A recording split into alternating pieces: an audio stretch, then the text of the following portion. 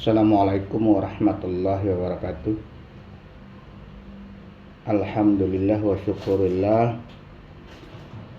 Nama saya Sarwepin, mahasiswa Universitas Muhammadiyah Palangkaraya, Fakultas Pendidikan Agama Islam, mata kuliah Al-Quran dan Hadis, dosen pengapu Nasihatus Diniyah Jahra MSc. Berbicara tentang hadis.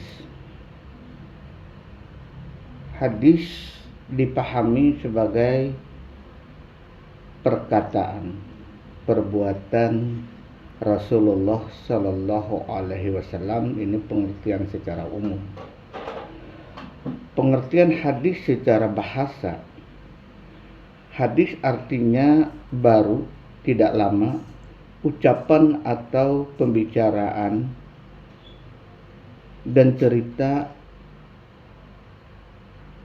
Menurut para ulama, hadis merupakan sinonim daripada sunnah, yaitu setiap sesuatu yang diriwayatkan atau dinisbahkan kepada diri Rasulullah Sallallahu Alaihi Wasallam,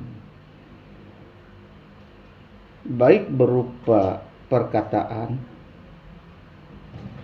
perbuatan, dan sifat atau perjalanan Nabi, baik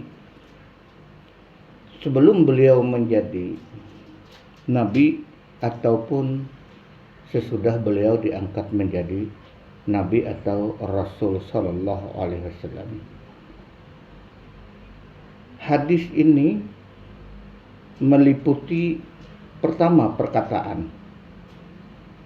Yang dimaksud dengan perkataan adalah segala perkataan yang pernah diucapkan oleh Nabi Muhammad Sallallahu Alaihi Wasallam dalam berbagai bidang, seperti bidang syariah, akhlak, akidah, pendidikan, dan lain sebagainya. Ini yang disebut dengan perkataan Rasulullah Sallallahu Alaihi Wasallam. Jadi setiap perkataan Rasulullah itu merupakan hadis. Yang B-nya perbuatan. Perbuatan adalah penjelasan-penjelasan praktis yang disampaikan oleh Nabi Muhammad Sallallahu Alaihi Wasallam terhadap peraturan syar'i yang belum jelas teknik pelaksanaannya, seperti jumlah rakaat salat, cara mengerjakan haji, cara berzakat, dan lain-lain.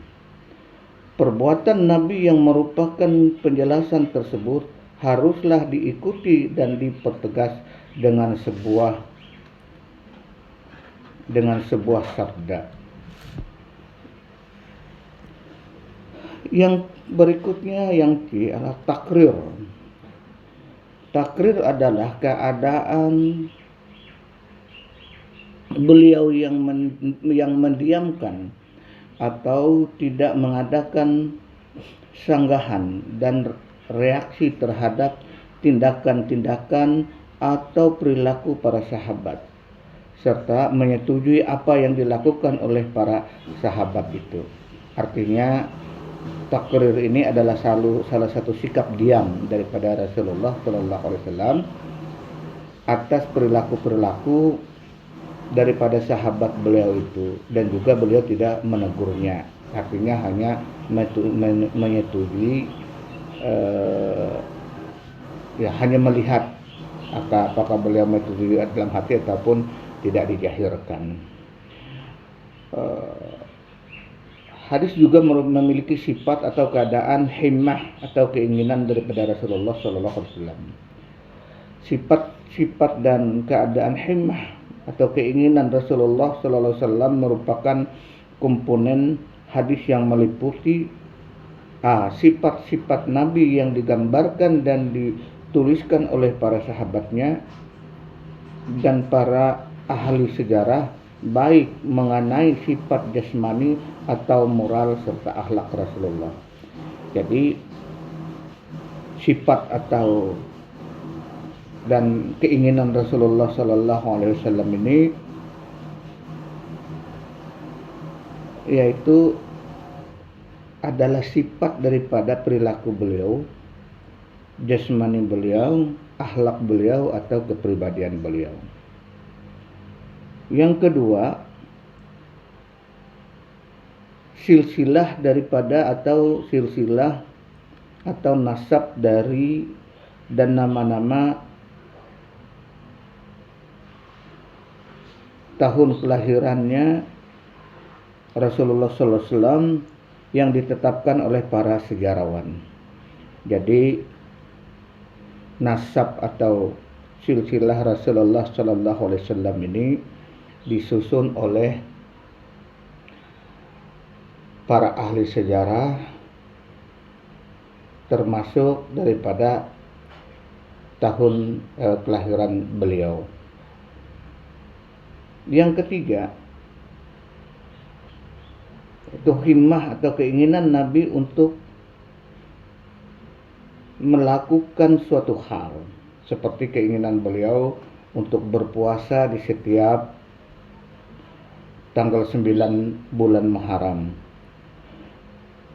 Ketika Rasulullah SAW berpuasa pada hari Asyura dan memerintahkan kaum muslimin berpuasa, maka para sahabat berkata, "Ya Rasulullah, hari ini adalah hari yang diagungkan oleh kaum Yahudi dan Nasrani." Maka Rasulullah Sallallahu Alaihi Wasallam pun bersabda, jika tahun depan kita bertemu dengan bulan Muharram, kita akan berpuasa pada hari ke-9 di bulan Muharram ini. Ini adalah salah satu hadis Rasulullah Sallallahu Alaihi Wasallam yang diriwayatkan oleh Bukhari dan Muslim tentang puasa di tanggal 9 Muharram di setiap tahunnya. Demikianlah beberapa pengertian daripada hadis Rasulullah Sallallahu Alaihi Wasallam yang secara gambaran umum dapat kita simpulkan bahwa yang disebut dengan hadis adalah perkataan, perbuatan, perilaku, baik diamnya Rasulullah ataupun berkatanya Rasulullah Sallallahu Alaihi Wasallam, itu adalah hadis yang bisa kita contohi, yang bisa kita teladani dari sejarah-sejarah beliau, baik sejarah beliau sebelum beliau diangkat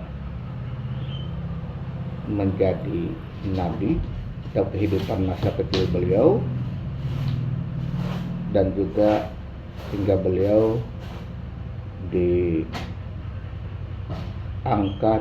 sebagai nabi dan Rasulullah Sallallahu Alaihi Wasallam. Demikianlah pengertian hadis ini. Mudah-mudahan bermanfaat bagi kita sekalian. Mohon maaf atas segala kekurangan. Wabillahi taufiq wal hidayah. Wassalamualaikum warahmatullahi wabarakatuh.